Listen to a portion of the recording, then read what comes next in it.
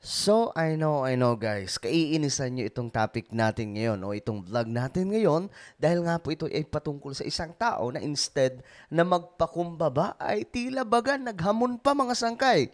Eto, pag-usapan po natin.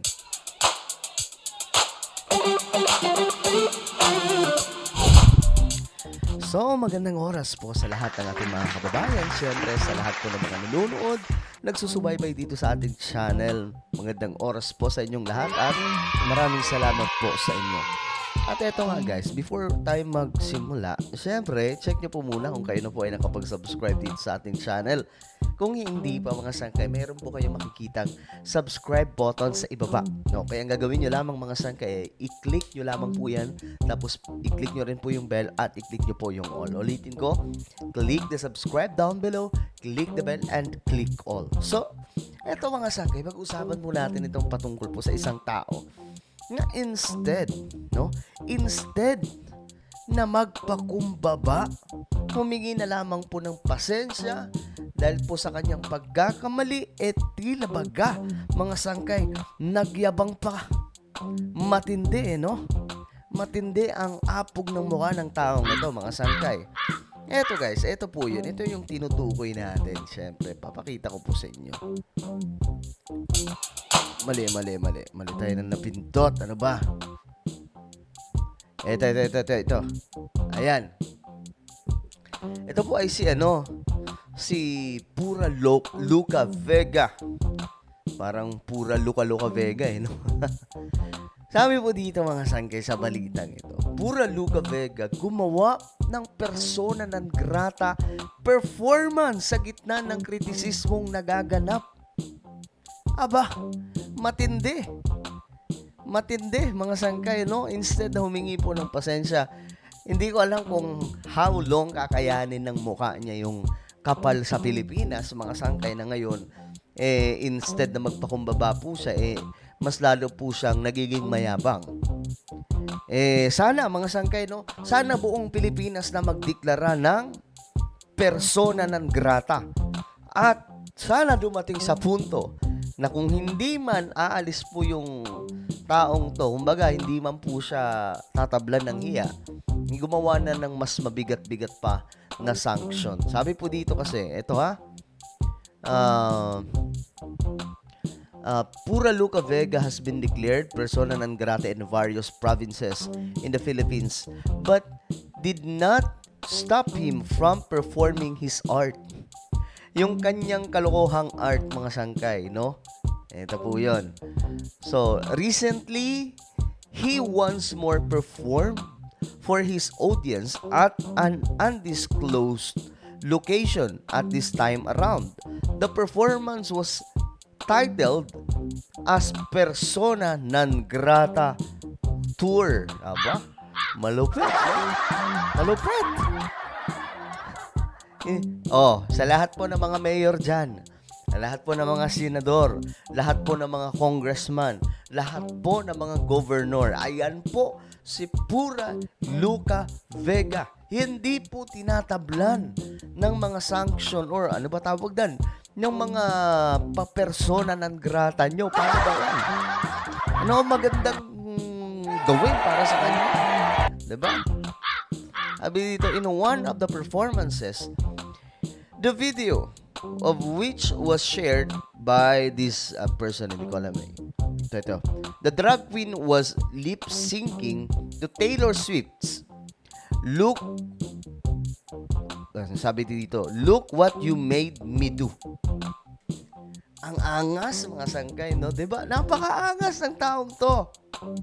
Napakaangas. Ito yung title, Ito yung title, "Look what you made me do." Napakaangas. Hindi po talaga siya nagsorry, mga sangkay. Ganun po kalakas ang loob ng taong to. Mga senador, congressman, governor, mayor, yan po. Ano po ang magandang gawin para sa kanya? Ang masama kasi dito, guys, baka tularan po ito ng mas marami pa po dyan. Mas marami pa. Matatawag niyo pa ba itong art, yung ganitong klaseng kalokohan? Ito while performing, he also held a framed photo of himself, donned in costume portraying the Black Nazarene. Ayan na. Ayan na, mga sanggay. Eto, panoorin po natin, ha? Ito yung mga video, eh. Mga nagkalat po. Wait lang. Masyado malakas. Ayan o, ayan po. Ayan o. Hinahamon ang buong Pilipinas ng taong to. Oh, wake up. Wake up, oh.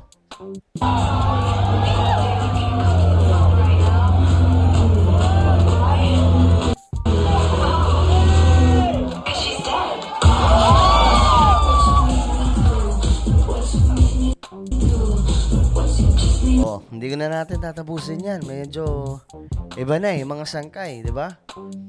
So, ang akin lang dito, no? Instead na humingi po siya ng pasensya, hindi po siya tinatablan.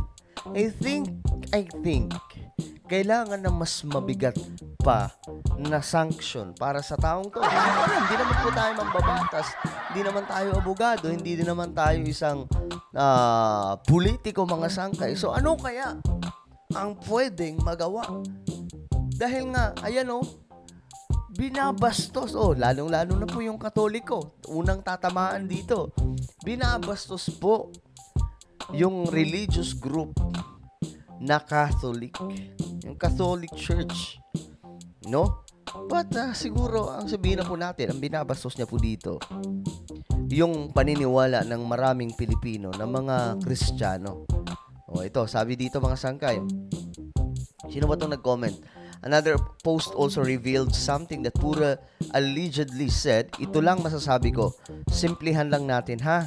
Lahat tayo makasalanan, hindi tayo perpekto. Gayon pa man, do unto others as you would have them do unto you. Okay? Do not do to others what you do not want others to do unto you. Golden rule lang po yun. Okay, sige. Sabi mo eh. Ito guys, panoorin natin. Ito, meron pa. Akala nyo, tapos na tayo. Meron pa. Ito. Panood ba natin yan? Ayan. O, diba? Ito nyo yan? Wala, mga sangkay. Inaasar lamang po ang buong Pilipinas ni Pura Luca Vega. Inaasar lamang po. I think mas mabigat ang dapat ipataw sa taong to na hindi lamang po talaga persona non grata. Hindi po tinatablan. Okay? Ang nakakaano dito mga sangkay, nakakasiwa tingnan na baka gayahin po ito ng mga bata na wala na silang takot. Wala na silang takot sa pambabastos sa ating Panginoong Diyos. Wala na silang takot na apakan yung Biblia. Wala na silang takot sa mga public servant po natin, yung mga leader po ng ating bansa. Kagaya po nito. 'Di ba? Marami na pong diniklara as persona non grata. But what they did, humingi po sila ng pasensya at natapos po ang usapin. While this man, wala pong kahiyahiya. Matibay po ang pagmumukha. Hindi po tinatablan ng persona ng grata. Diba? So, anong pwedeng gawin dyan, mga sanggay? Kayo, ano po ang inyong opinion? Tingin nyo ba kailangan ng mas mabigat, mas maasim-asim na deklarasyon para po o sanction para po sa taong ito, nang sa ganun tablan lamang po siya? Tablan naman, no? Tablan naman ang kahit kakaunting takot sa ating mga leader ng ating bansa at syempre maging sa ating Panginoon, kasi itong palusot niya na art ito, hindi po yan art. Ito po ay pambabastos sa harapan po ng ating Panginoon. Diba? I hope na hindi po ito tularan ng marami. But what is your opinion, guys, regarding this person? Tingin nyo ba Okay pa? Okay pa ba yung kanyang ginagawa? I-comment nyo po sa ibabang inyong mga opinion, and now I invite you to please subscribe my YouTube channel, Sangkay Revelation. Hanapin nyo lamang po yan sa YouTube, at kapag nakita nyo na, click the subscribe, click the bell, and click also. Ako na po ay magpapaalam. Hanggang sa muli, this is me, Sangkay Janjan. Palagi nyo pong tatandaan that Jesus loves you. God bless everyone.